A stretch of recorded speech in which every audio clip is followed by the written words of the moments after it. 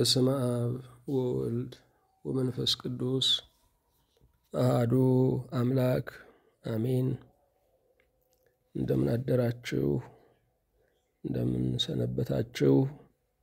ምሕረቱ ብዙ የሚሆን በቸርነቱ ይህን ጊዜ የሰጠን የጸጋ ሁሉ አምላክ እግዚአብሔር ስሙ የተመሰገነ ይሁን። በእግዚአብሔር ቸርነት የትምህርታችን ርዕስ የፈተናው ተራራ የሚል ነው። የማቴዎስ ወንጌል ምዕራፍ 4 ከቁጥር 1 ጀምሮ ያለውን በጸሎት መንፈስ ሆነን እናነባለን። ከዚያ ወዲያ ኢየሱስ ከዲያብሎስ ይፈተን ዘንድ መንፈስ ወደ ምድረ በዳ ወሰደው። 40 ቀንና 40 ሌሊትም ከጦመ በኋላ ተራበ። ፈታኝም ቀርቦ የእግዚአብሔር ልጅ ከሆነ እነዚህ ድንጋዮች እንጀራ እንዲሆኑ በል አለው። እርሱም መልሶ ሰው ከእግዚአብሔር አፍ በሚወጣ ቃል ሁሉ እንጂ በእንጀራ ብቻ አይኖርም ተብሎ ተጽፏል አለው። ከዚህ በኋላ ዲያብሎስ ወደ ቅድስት ከተማ ወሰደውና እርሱን በመቅደስ ጫፍ ላይ አቁሞ መላእክቱን ስላንተ ያዝልሃል፣ እግርህንም በድንጋይ ከቶ እንዳትሰናከል በእጃቸው ያነሱሃል ተብሎ ተጽፏልና የእግዚአብሔር ልጅ እስከሆነ ወደ ታች ራስህን ወርውር አለው።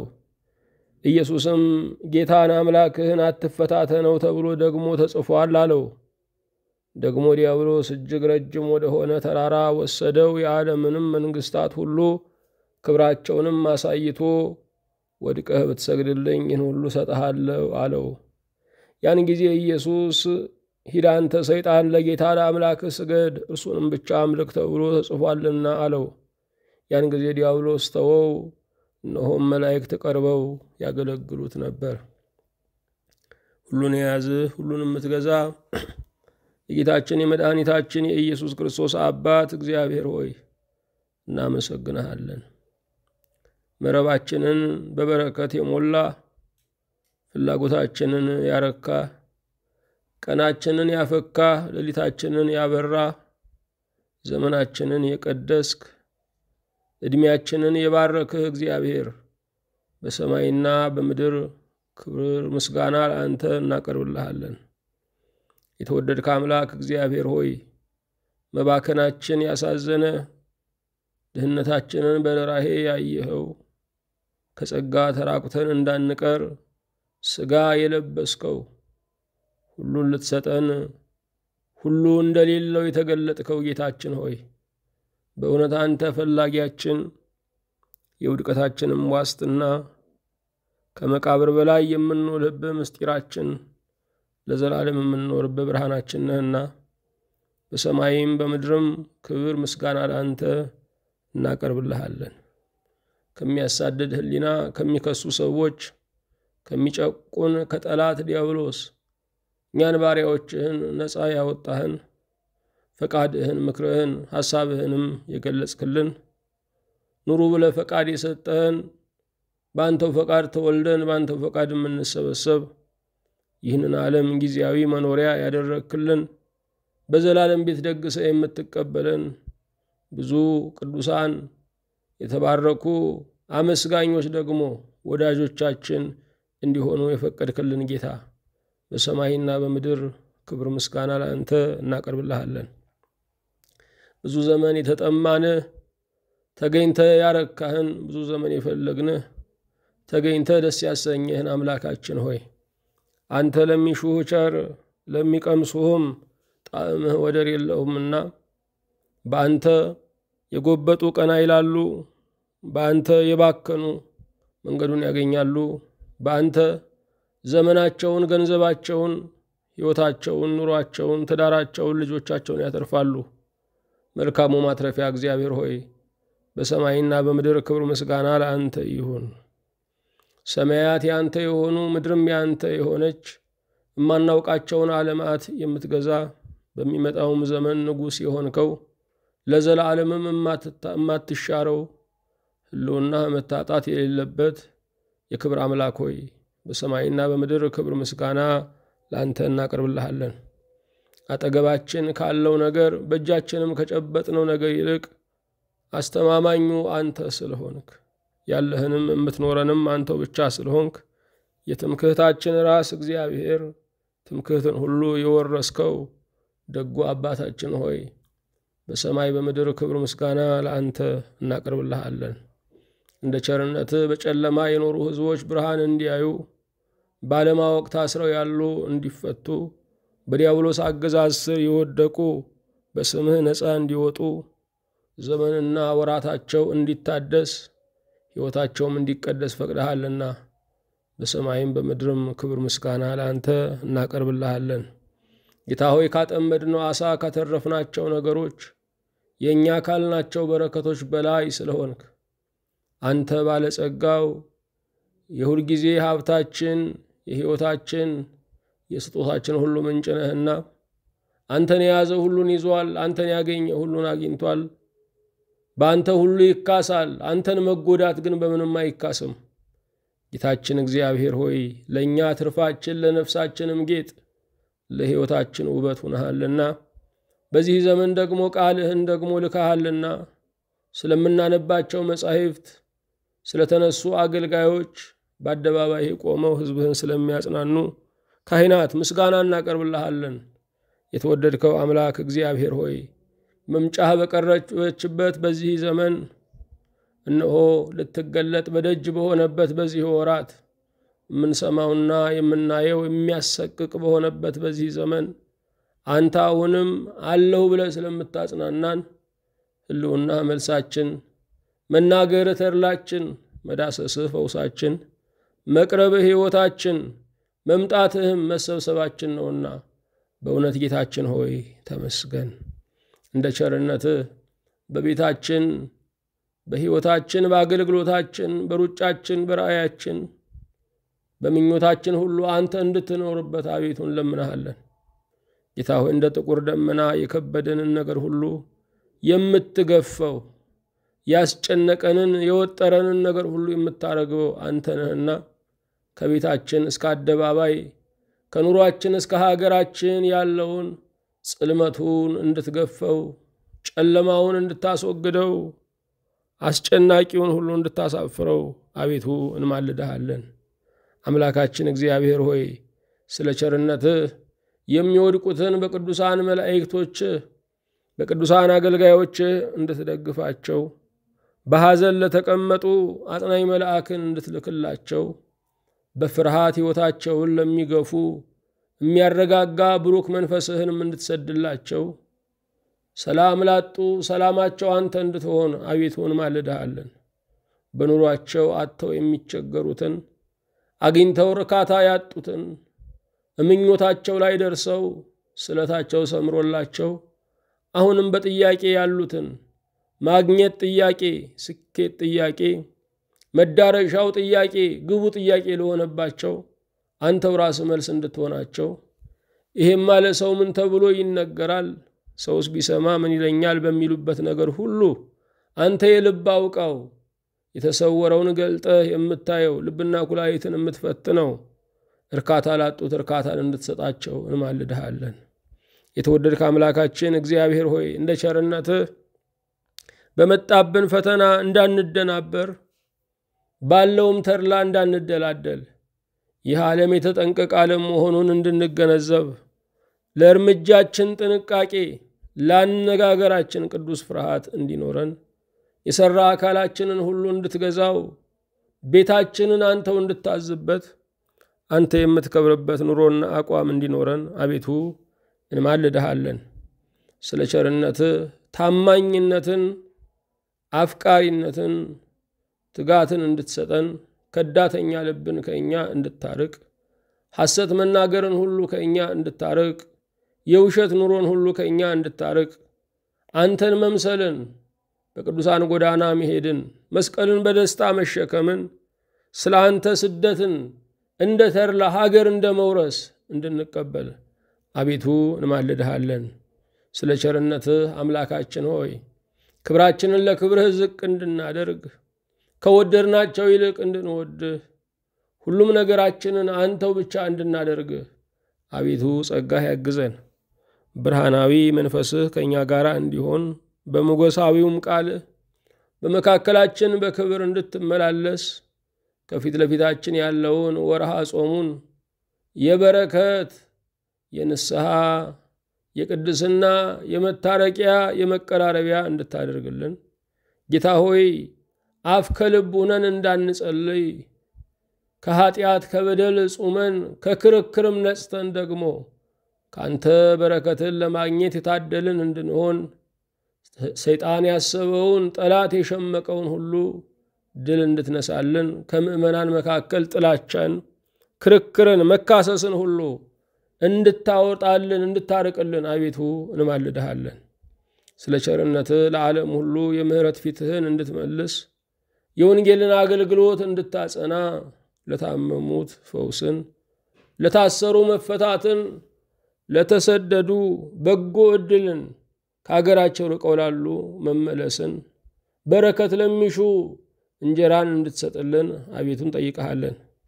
በፊትህ በቆምን ጊዜ እንድናስባቸው አደራ ያሉንን አቤቱ በማይረሳ አእምሮ አስብልን።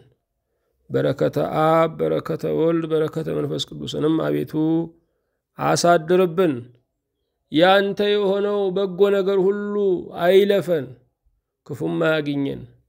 በጌታችን በኢየሱስ ክርስቶስ በእርሱ ያለ ክብር ጽን ለአንተ ይገባሃል። ከእርሱ ጋራ ከመንፈስ ቅዱስም ጋራ ትክክልም ይሆን ዛሬም ዘወትርም ለዘላለሙ አሜን። የእግዚአብሔር የአምላካችን ስሙ የተመሰገነ ይሁን። ርዕሳችን የፈተናው ተራራ የሚል ነው። በሕይወታችን ፈተና ደርሶብን ያውቃል። በምርጫችን ብላሽነትም ወደ ፈተና ሄደን እናውቃለን።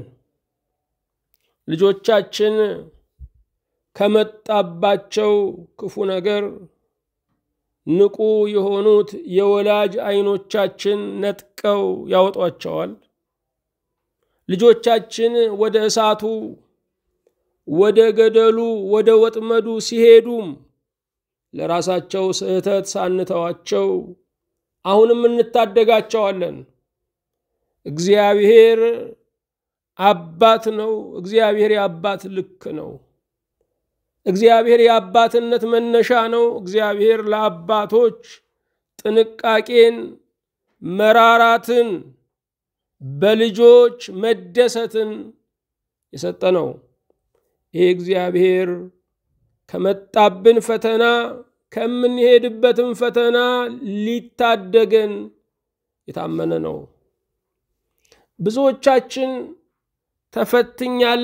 ተፈትኛለሁ የሚሉ ሙግቶች አሉን፣ ማብራሪያዎችም አሉን። ጌታችን ኢየሱስ ክርስቶስ በዚህ ዓለም ላይ ተፈትኗል። ጌታችን ኢየሱስ ክርስቶስ መፈተኑ እንኳን እኛ እርሱ እንኳን ተፈትኗል ብለን እንድንጽናና እንድንረጋጋም ነው። ጌታችን መድኃኒታችን ኢየሱስ ክርስቶስ ጾምን በመጾም የቀደሰ ነው። ፈተናችንን ተፈትኖም ድል የነሳ ነው። በአዳም ተጎዳን ላልነው በክርስቶስ ተጠቀምን ለማለት የበቃነን። ጌታችን ኢየሱስ ክርስቶስ በፈተናው ተራራ ላይ የሰው ልጆችን ታላላቅ ፈተናዎች ድል ነስቶላቸዋል። በጌታችን በኢየሱስ ክርስቶስ ድል እንጓደድ ዘንድ ድሉን ስጦታ አድርጎ አስረክቦናል። በአዳም የደከምነን በክርስቶስ በርትተናል። በአዳም የሞትነን በክርስቶስ ሕይወት አግኝተናል። አዳም ብዙ ነበረው፣ ምንም አልሰጠንም። ክርስቶስ ግን ራሱን በሁሉ ባዶ አድርጎ በድሃ አርአያ ተገልጦ እኛን ባለጠጎች አድርጎናል። አልቃሾችን የሚያጽናኑ ምናልባት አልቅሰው የማያውቁ ሊሆኑ ይችላሉ። የሞተባቸውን የሚያረጋጉ ምናልባት ሞት በራቸውን አላንኳኳ ይሆናል። ክርስቶስ ለእኛ መጽናናታችን የሆነው በፈተናችን ሁሉ በማለፍ ነው። እርሱ ያላለፈበት ፈተና እኛ የምናሟሸው ፈተና የለም። ብቻችንን የተተውንበት የሕይወት ተግዳሮት የለም። ክርስቶስ በቀደመበት እኛ እንከተላለን። ክርስቶስ በቀደመበት ሁሉ ትግልን ሳይሆን ድልን አስቀምጦልን ሄዷል። በዘመነ ሐዲስ ድል በትግል ሳይሆን ድል በጸጋው ሆኗል። ክብር ምስጋና ለአምላካችን ለእግዚአብሔር ይሁን። የፈተናው ተራራ ላይ የጌታችንን መፈተን በእውነት በአንክሮ እናየዋለን። የመፈተኑን ምስጢር እናስተነትናለን። በዚያ ውስጥ ደግሞ ያገኘነውን ድል በእምነት እጆች እንቀበላለን። የጌታችን የኢየሱስ ክርስቶስ መፈተን ምንድነው?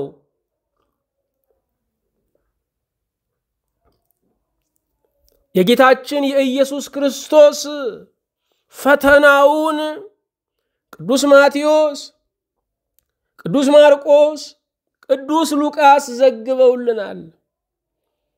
ወንጌላዊው ማቴዎስ በምዕራፍ 4 ቁጥር 1 ላይ ከዚያ ወዲያ ይላል። ከዚያ ወዲያ ማለት ምን ማለት ነው?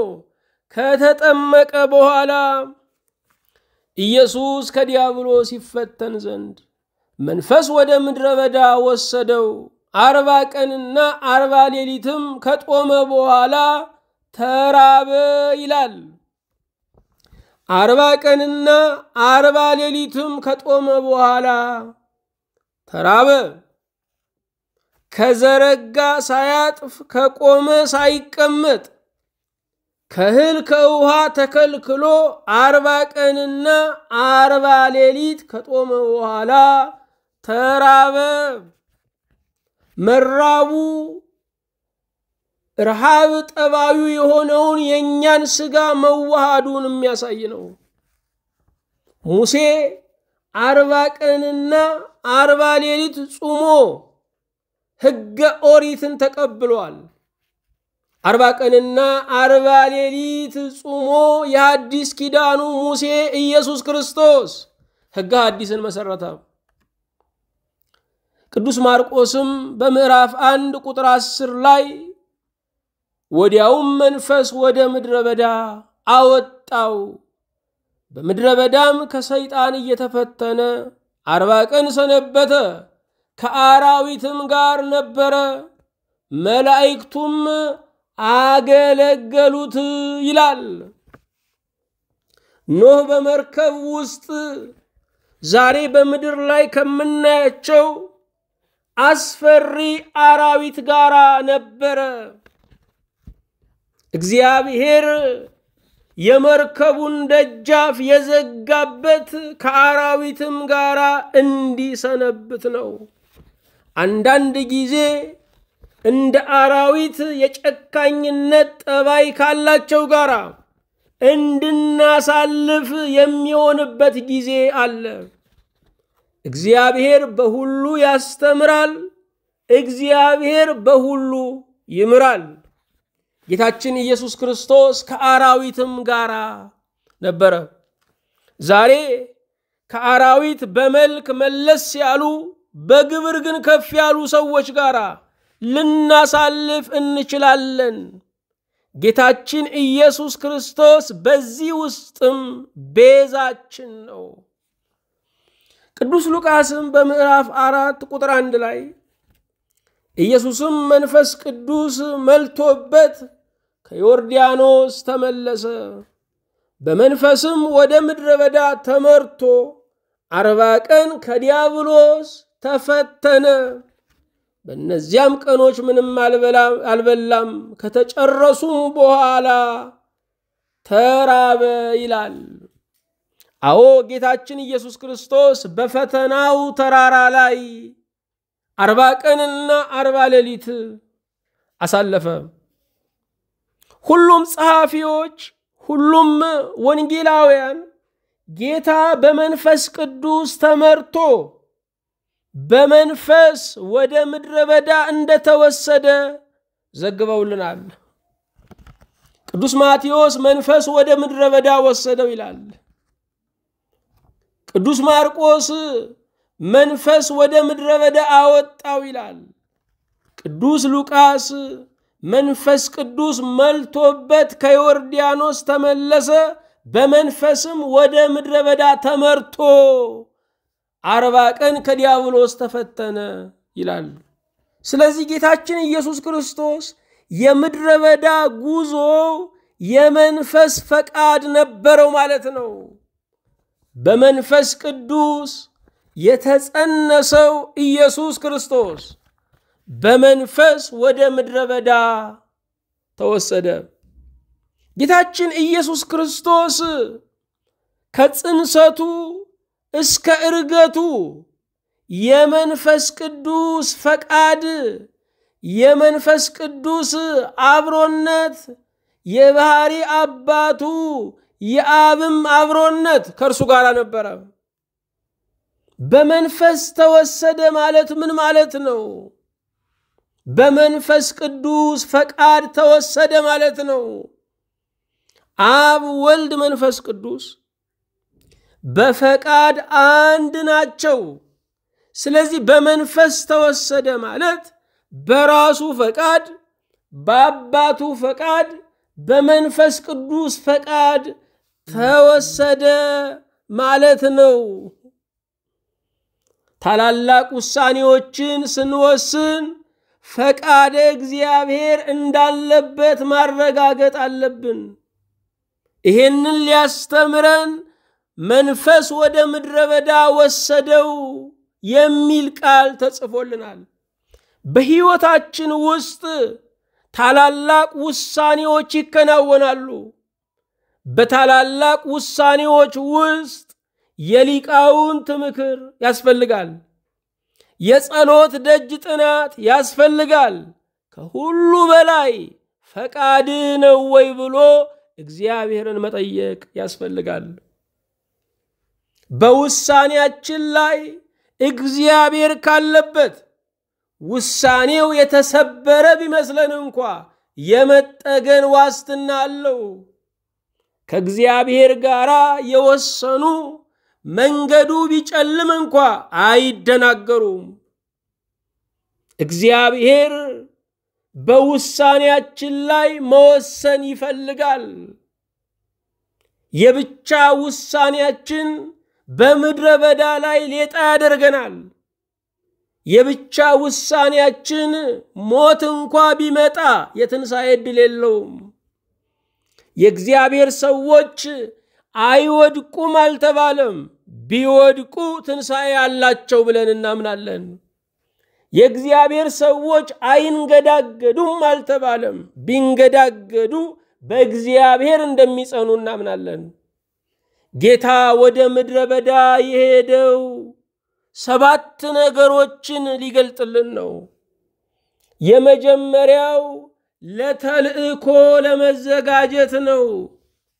በቀጣዩ የእግዚአብሔርን መንግስት የአባቱን ስልጣን ለምድር ይገልጣል። ለወንጌል አገልግሎት ዝግጅት ያስፈልጋል። ለወንጌል አገልግሎት ዝግጅቱ ምንድነው ስንል ከእግዚአብሔር መጠራታችንን ካመንን በኋላ በጾምና በጸሎት መዘጋጀት ያስፈልጋል። ወንጌል ዝግጅት ይፈልጋል። መንፈሳዊ ተልእኮ ዝግጅት ይፈልጋል። ጌታችን ኢየሱስ ክርስቶስ ለ3 ዓመት አገልግሎት 30 ዓመት ነው የተዘጋጀው። ከፊት ለፊቱ ላለው ለወንጌል ስብከት ደግሞ 40 ቀንና 40 ሌሊት በጾምና በጸሎት ተዘጋጀ። ዝግጅት በሕይወታችን ውስጥ ውጤታማ ያደርገናል። ዝግጅት በሕይወታችን ውስጥ ለምንዘጋጅለት ሕዝብ ሙሉ ገበታ እንድናቀርብ ያደርገናል። ዝግጅት የምንዘጋጅለትን ነገር እንዳከበር ነው ማሳያ ነው። አዎ ጌታችን ኢየሱስ ክርስቶስ ለተልእኮ ለመዘጋጀት ወደ ፈተናው ተራራ ወደ ገዳመ ቆሮንቶስ ሄደ። ሁለተኛ ወደ ምድረ በዳ የሄደው ፈተናችንን ድል ለመንሳት ነው። የሰው ልጆች መፈተንን ችለዋል፣ ማለፍ ግን አልቻሉም ነበር። አዳም ፈተናን ሰጥቷቸዋል፣ መውጫውን ግን አላሳያቸውም። ጌታችን ኢየሱስ ክርስቶስ በእኛ ላይ ፈተናውን አስቀምጦ ድል አልነሳልንም። ፈተናውን ራሱ ተቀብሎ ድልን አበሰረን። ለዘመናት ጠላት አሸነፍኳቸው ብሎ ይፎክር ነበረ። አሁን ግን በጌታችን በኢየሱስ ክርስቶስ ጠላት የመሸነፉን መርዶ ሰማ። ፈተናችን ብዙ ነው። ጌታችን ኢየሱስ ክርስቶስ በዚህ ታላቅ ጾም ፈተናችንን ድል ነሳለን። ጌታችን ኢየሱስ ክርስቶስ ድል የነሳቸው ኃጣው የኃጢአት ራሶች ሁሉንም ፈተናዎች የሚጠቀልሉ ናቸው። እነዚህን ፈተናዎች ያሸነፈ ሰው ሌሎች ፈተናዎች አይከብዱትም። ወደ ምድረ በዳ የሄደው ሶስተኛ ከታላቅ ክብር በኋላ የሚመጣውን ፈተና ለማሳወቅ ነው። በሕይወታችን ውስጥ ታላቅ ክብረትን የምናገኝባቸው አጋጣሚዎች፣ እድሎች፣ አውዶች አሉ። ታላቅ ክብር ታላቅ ፈተና ይዞ ይመጣል። ከታላቅ ክብር በኋላ ለሚመጣው ታላቅ ፈተና መዘጋጀት ያስፈልጋል። ደረጃው ከፍ ባለ ቁጥር የተማሪው ፈተና ከፍ እንደሚል ክብራችን፣ ጸጋችን፣ ሞገሳችን በእግዚአብሔር ዘንድ ያለን ተቀባይነት በጨመረ ቁጥር ፈተናችን እየበዛ ይመጣል። ብዙ ሰዎች ወደ መንፈሳዊ ሕይወት የሚቀርቡት ፈተና አልባ ለመሆን ነው። ወደ እግዚአብሔር እንደቀረባችሁ ምልክቱ የፈተና መፋፋም ነው። ድሮ በዓለም ሳለው ምንም ፈተና አልነበረብኝም። ዛሬ ወደ እግዚአብሔር ቤት ስመጣ ፈተናዬ በረከተ የሚሉ ብዙ ሰዎች ናቸው። ሌባ የሚያሳድደው ወርቅ ያዘውን ነው። ባዶ እጁን የሆነውን መናጢ ድሃውን ሌባ ይመጸውተዋል። እንደውም የሌባ ምጽዋት ከጨዋ ምጽዋት ይበልጣል። 100-200 ነው የሚሰጠው። ዲያብሎስ ድሮ የማይፈትነን ባዶ ስለነበረን ነው። አሁን ግን ወርቅ ኢየሱስን አግኝተናል። አሁን ግን ጸጋ መንፈስ ቅዱስን ተካፍለናል። ባለጠጎች ስለሆንን ሌባው ያሳድደናል። ከታላቅ ክብር በኋላ የሚመጣ ፈተና አለ። ከሆሳዕና በኋላ ሆሳዕና ተብሎ ከተዘመረለት በኋላ ይሰቀል የሚል የሕዝብ ጩኸት ተሰምቷል። ከታላቅ ክብር በኋላ ታላቅ ፈተና ይመጣል። ስለዚህ ክብረትን ስታገኙ፣ ሙገሳን ስትቀበሉ ዋዜማው እንደሆነ አስተውሉ። ታላቅ ፈተና ሊመጣ ይችላል። ብዙ ሰው የሆሳዕናው ምስጋና ይጥመዋል፣ የይሰቀል አዋጅ ይሰቀዋል። ሆሳዕናን እንደወደዳችሁ ይሰቀልንም በጸጋ መቀበል አለባችሁ። መወደድን በደስታ እንደተቀበላችሁ መጠላትንም መጋፈጥ አለባችሁ። ይሄ አደጋ ሳይሆን ለናንተ ተብሎ የመጣ የብቻ የግል ፈተና ሳይሆን የዓለም ጠባይ ነው። የታሪክ ሁሉ ክስተቱ የታሪክ ሁሉ ንባቡ ይሄው ነው። ይህንን ዓለም በመልካም የጨረሰ ማን ነው? የቅርቦቹን ብታዩ እነ ናፖሊዮንን ተመልከቱ፣ እነ ቀዳማዊ ኃይለ ሥላሴን ተመልከቱ። በወርቅ ዙፋን ተቀምጠው ኖረው የጨረሱት በእስር ቤት ነው። ብዙዎቹ የከበሩት የድሃ ቀብር እንኳን አላገኙም። አጽማቸው የት እንዳለ እንኳን አይታወቅም። ለዘላለም የሚደምቁ መስሏቸው ከተማ ሰርተዋል፣ ቤተ መንግስት ገንብተዋል። ዛሬ ግን ከህሊና ጠፍተዋል። ከታላቅ ክብር በኋላ የሚመጣ ታላቅ ፈተና አለ። ለዛ መዘጋጀት ያስፈልገናል። መፍራት ያለብን አንቱ አንቱ ስንባል ነው። ምክንያቱም ከቀን በኋላ ማታ እንደሚመጣ፣ ከክብር በኋላ መዋረድ ሊመጣ ይችላል። ባንዲራውን ጠዋት የሰቀሉ ሲነጋ የሰቀሉ ሲመሻ ወርዱታል። የዚህ ዓለም ሰዎች ሲነጋ ይሰቅሉናል፣ ሲመሽ ያወርዱናል። ይሄ ያልገባው በምስጋና ልቡ ይነሆልላል፣ በአድናቆት በሐሳብ ይጠፋል። ጌታ ወደ ምድረ በዳ የሄደው አራተኛ የሁሉም ነገር መግቢያ ጾም ጸሎት እንደሆነ ሊገልጥ ነው። ወደ ገዳም የሚሄዱ መናንያን ጾም ጸሎት ያስፈልጋቸዋል። ወደ ጋብቻ የሚሄዱ ጥንዶች ጾም ጸሎት ያስፈልጋቸዋል። ጾምና ጸሎት መግቢያው የሆነለት ምዕራፉ ያማረ ነው፣ መጠቅለያው ያማረ ነው።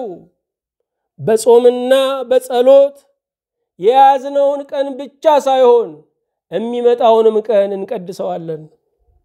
ጾምና ጸሎት ቀጣዩን ዘመን ማትረፊያ ነው፣ ያልመጣውን ዘመን መባረኪያ ነው።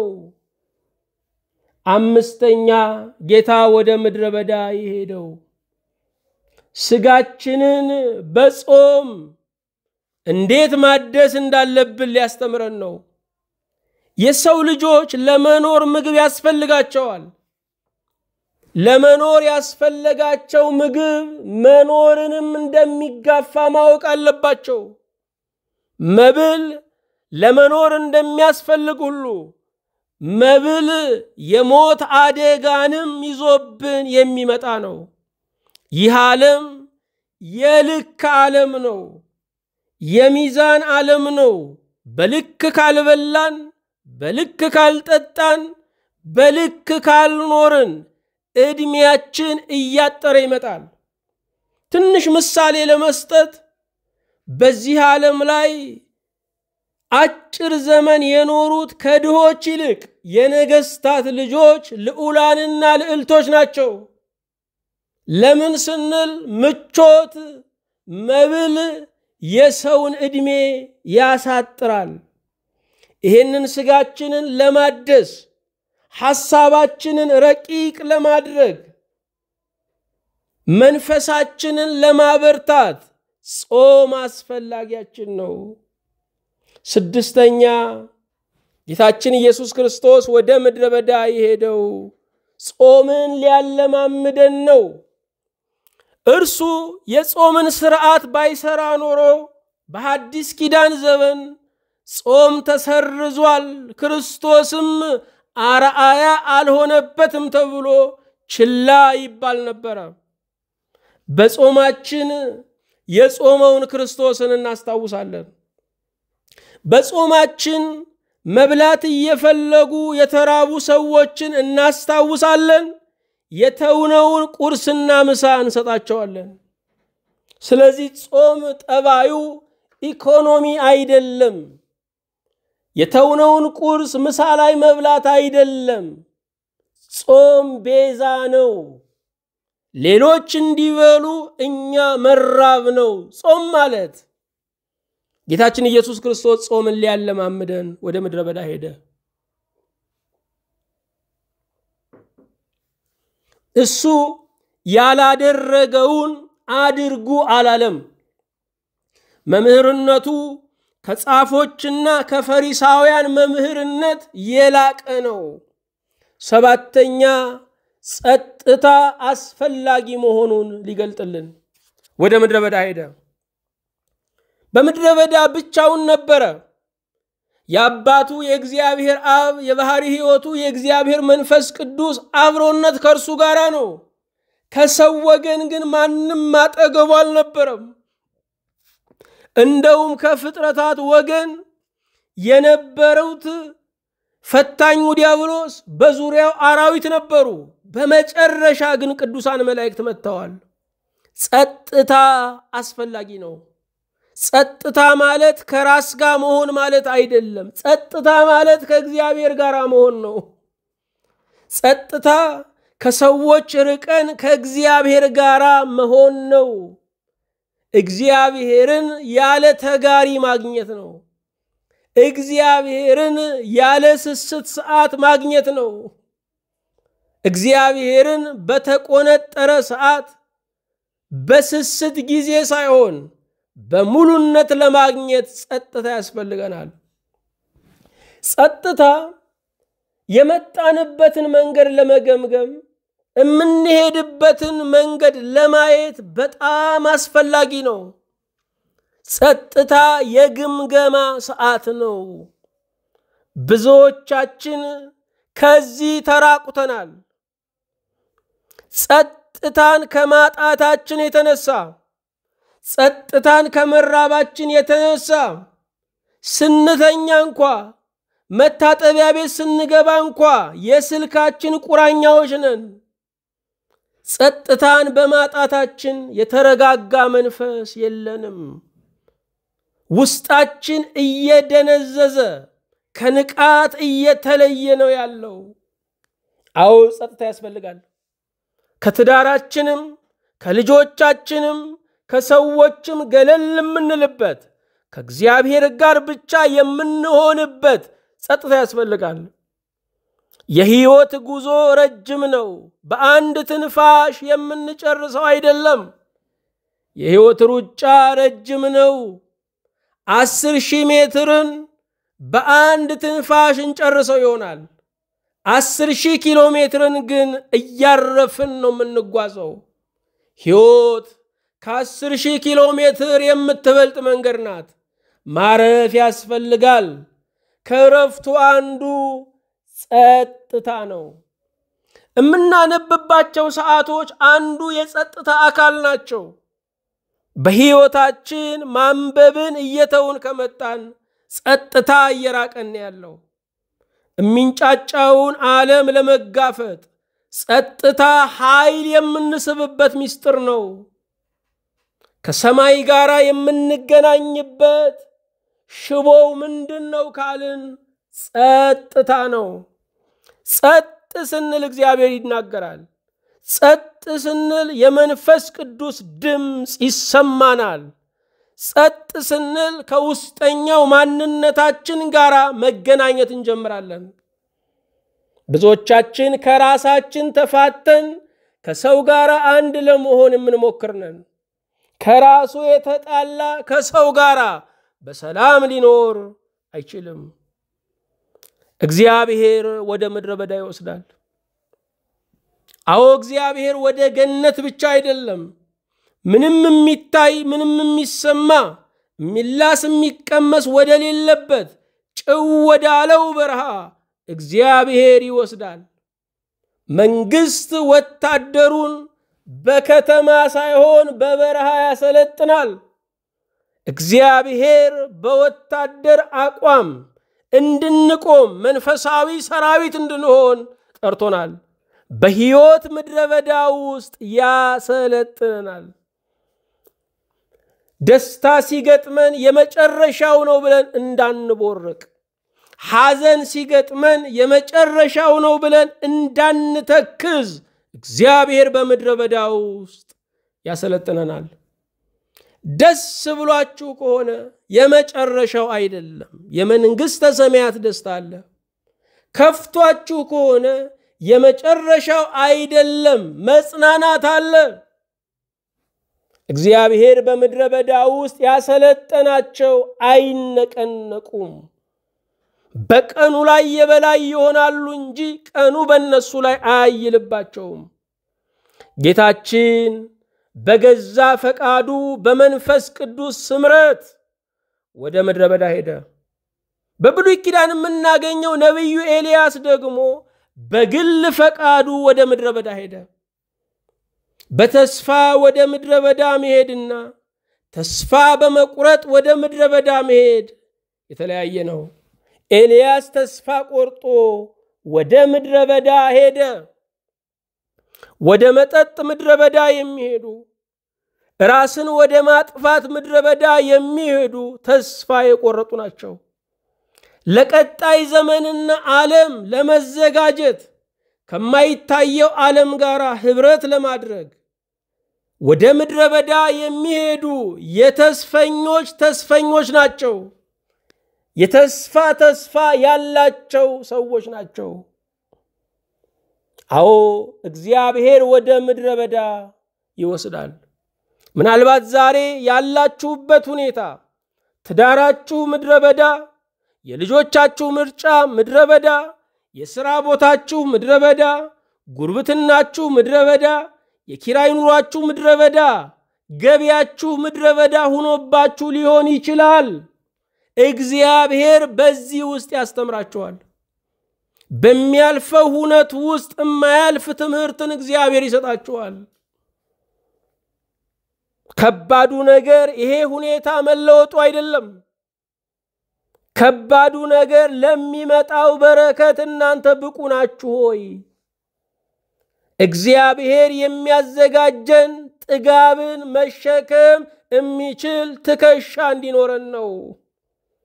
ብዙ ሰው ከረሃቡ ይልቅ በጥጋቡ እግዚአብሔርን ክዷል።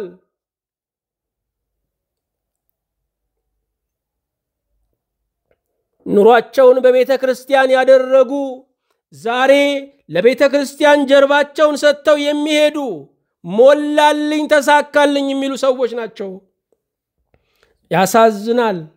ረሃባችንን ከእግዚአብሔር ጋር፣ ጥጋባችንን ከዓለም ጋር ማድረጋችን ያሳዝናል።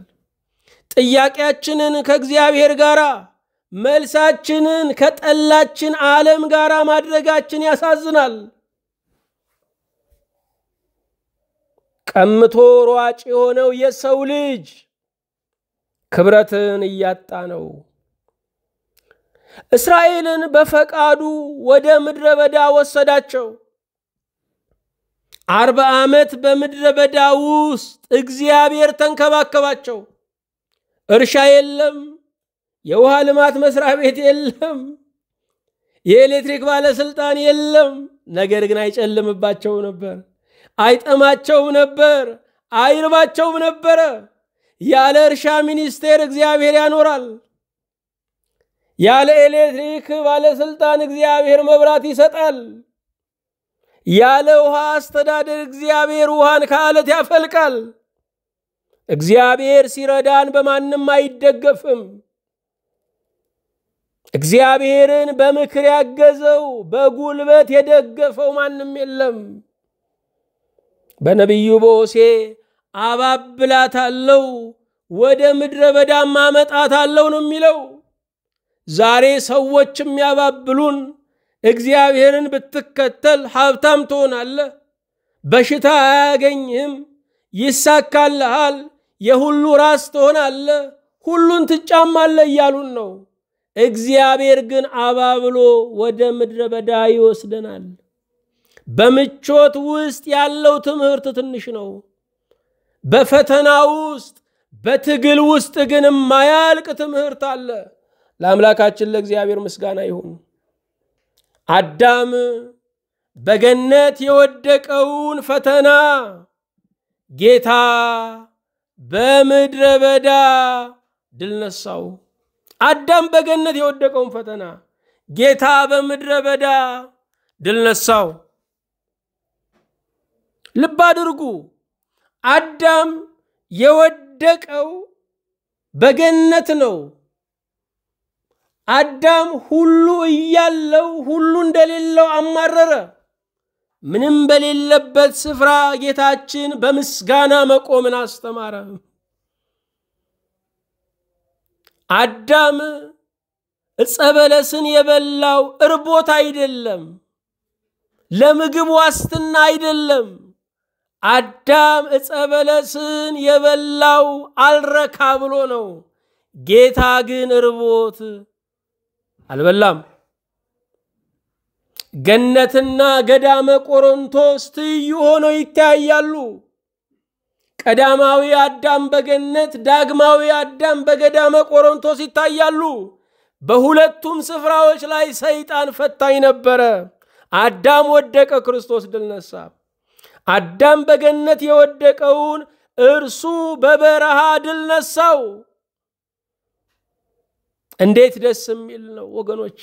እኛ በሞቀ ቤት ተቀምጠን በምቹ አልጋ ተኝተን ያማረ የጣፈጠ የላመ እየበላን እናማርራለን።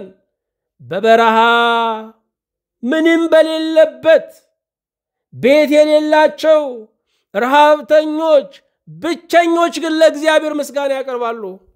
ዛሬ እግዚአብሔር ምስጋናን እየተቀበለ ያለው ካገኙት ሰዎች ይልቅ ባጡት ሰዎች ነው። ዛሬ እጅና እግራቸው የተቆረጡ ሰዎች ለኔ ያደረገውን ለማን አደረገ ይላሉ። የኛን ሙሉ አካልነት የኛን አለማመስገን ይወቅሳሉ። ጾምና ጸሎት የመታጠቂያው ሰዓት ነው። ጌታ በምድረ በዳ የጾመው የጸለየው መታጠቅን ሊያስተምረን ነው። መንፈሳዊ ትጥቅን የምናገኝበት ነው። ጾም አብሮት የሚፈልገው ነገር አለ። የመጀመሪያው ጸሎት ነው። ጸሎት የሌለው ጾም እግዚአብሔርን ቀጥሮ የሚያናግሩት አለመኖር ነው። እፈልግሃለሁ ብሎ መኮራረፍ ነው። ሁለተኛ ምጽዋት ነው። ጾም ምጽዋት ይፈልጋል። የተውነውን ምግብ ለተራበ መስጠት ይፈልጋል። የሰራተኛ ደሞዝ ካለብን መመለስ ይፈልጋል። አለበዛ ጾሙ አይሰምርም። ሶስተኛ ጸጥታ ይፈልጋል ጾም። አራተኛ ንስሐ ይፈልጋል፣ ከእግዚአብሔር ጋር መታረቅ። አምስተኛ ይቅርታ ይፈልጋል፣ ከሰዎች ጋር ይቅር መባባል። ስድስተኛ ርዕስ ይፈልጋል። ለምንድን ነው የምንጾመው? ርዕሱ መታወቅ አለበት። ጾም ርዕስ ይፈልጋል። ርዕሱ ምንድነው? ለምንድን ነው ይሄንን ጾም የምንጾመው? መታወቅ አለበት። ጌታችን ኢየሱስ ክርስቶስ በፈተናው ተራራ ላይ በጾም በጸሎት ፈተናችንን ድል ነሳልን። በኃይል በስልጣኑ ፈተናችንን ድል ነሳልን። የመስቀሉ ጉዞ የወንጌል ጉዞ መነሻው ምድረ በዳ ነበረ። ዛሬ አገልግሎታችን ምድረ በዳ መስሎ ቢታየን መነሻው ነው። ጌታ በፈቃዱ ወደ ምድረ በዳ ከሄደ ወደኛ የሚመጡትን ፈተናዎች ደግሞ በፍጹም ፈቃደኝነት መቀበል ያስፈልጋል። ጌታችን በዘመኑ ሁለት ምድረ በዳዎችን በዋናነት አይቷል። በሕፃንነቱ የሲና ምድረ በዳን፣ በ30 ዘመኑ ገዳመ ቆሮንቶስን አይቷል። ይህ ሰዓት የጾሙ ሰዓት ታላላቅ ውሳኔዎች የሚወሰኑበት ሰዓት ነው። ታላላቅ ውሳኔዎች ለሰው ልጆች ለአዳም ዘሮች የሚወሰኑበት ሰዓት ነው። እንደው ዝም ብሎ የሆነ ድንገተኛ የጾምና የጸሎት ሰዓት አይደለም። ለዚህ ነው ጾሙን አብይ ጾም የምንለው። ሰይጣን ዓለም ሁሉ የኔ ነው፣ ፈትኜ ያልጣልኩት ማንም የለም እያለ ይመካ ነበረ። በገዳመ ቆሮንቶስ ሰይጣን ሁለት ነገር ደረሰበት። አንደኛ ኀፍረት ተከፈለው፣ ሁለተኛ ገዢነቱን ተነጠቀ። ለአምላካችን ለእግዚአብሔር ምስጋና ይሁን። ሺህ ቢወለድ ጠቃሚው አንድ ነው። ጌታችን ኢየሱስ ክርስቶስ አንዱ ደም መላሽ ሆነ። አንዱ ክብራችንን መለሰ። አዳም ገዢነትን አሳልፎ የሰጠው በመብል ነበረ። ጌታ በጾም ያንን ገዢነት አስመለሰ። ዛሬም ራሳችን ሲያመልጠን በጾምና በጸሎት የበላይ እንሆንበታለን። ጌታ በእኛ ሥጋ ጠላትን ድል መንሳቱ ለእኛ ትምክህት፣ ለሰይጣን ማፈርን የከፈለ ነው። ጌታ የእባቡን ራስ የቀጠቀጠበት ሰዓት ነው። ኦሪት ዘፍጥረት ምዕራፍ 3 ቁጥር 15 ላይ አንድ ትንቢት ነበረ። በአንተና በሴቲቱ መካከል በዘርህምና በዘሯም መካከል ጠላትነትን አደርጋለሁ። እርሱ ራስን ይቀጠቅጣል፣ አንተም ሰኮናውን ትቀጠቅጣለህ። ሰይጣን ይሄ ቃል ሐሳብ ለቆበት ጭንቀት ለቆበት ነበረ። ሰይጣን በመስዋዕት በትንቢት ሲበረግግ ኖሯል። ክርስቶስ ይመጣል የሚለውን እየሰማ ምሳሌውን እያየ ጌታ ሲወለድ የሰማው ንጉሥ ተወልዷል ከሚለው ከሰብአ ሰገል ቃል ነው። በዮርዳኖስም አብ ልጄ ነው ብሎ ሲመሰክርለት ሰማ። ስለዚህ ሰይጣን ታላቅ ድንጋጤ ውስጥ ወደቀ። ፈትኜ ጥለዋለሁ ብሎ ወደ ገዳመ ቆሮንቶስ መጣ። ጌታ በራሱ የመጣውን ሰይጣንን ለዘላለም ድል ነሳው። ሰይጣንን ለዘመናት ግራ ያጋባው ነገር ለሳተ፣ ለወደቀ፣ ለበደለ ያለው የእግዚአብሔር ፍቅር ነው። ሰይጣን የሚወዱትን የሚያስጨንቅ ነው። የሚጠሉትን የሚንከባከበው እግዚአብሔር ለእርሱ ቅኔ ሆኖበታል። አምላካችን እግዚአብሔር ስሙ የተባረከ ይሁን። የሰው ልጅ የደስታውን ምስጢር አለማወቁ ለሰይጣን የድል መነሻው ነው።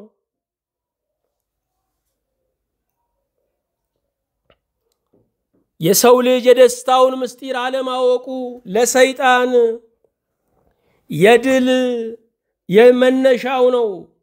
ሰይጣን በማሳት የውድቀቱ ተከታዮች አድርጎን ነበረ። ጌታችን ኢየሱስ ክርስቶስ በማሸነፍ የድሉ ተከታዮች አደረገን። ክብር ምስጋና ለጌታችን ለኢየሱስ ክርስቶስ በእውነት ይሁንለት።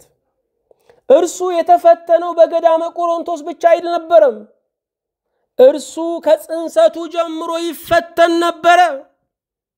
እርሱ የመረጣትን እናት አስታውሱ። በብዙ ፈተና ውስጥ ያለፈች ናት እመቤታችን ቅድስት ድንግል ማርያም። እኛ እናት አልመረጥንም፣ ተመረጠልን እንጂ። እናቱን የመረጠው ብቸኛ ልጅ ክርስቶስ ነው። እኛ ብንሆን እናታችን ማን እንድትሆን ነበር የምንመርጠው?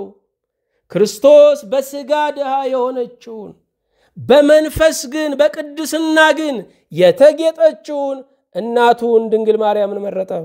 ዛሬም መምረጥ ያለብን የወርቅ ጌጥ ሳይሆን የቅድስና ጌጥ ያላቸውን ነው። ሰይጣን የክርስቶስ ተዋህዶ ግራ አጋብቶት ነበረ።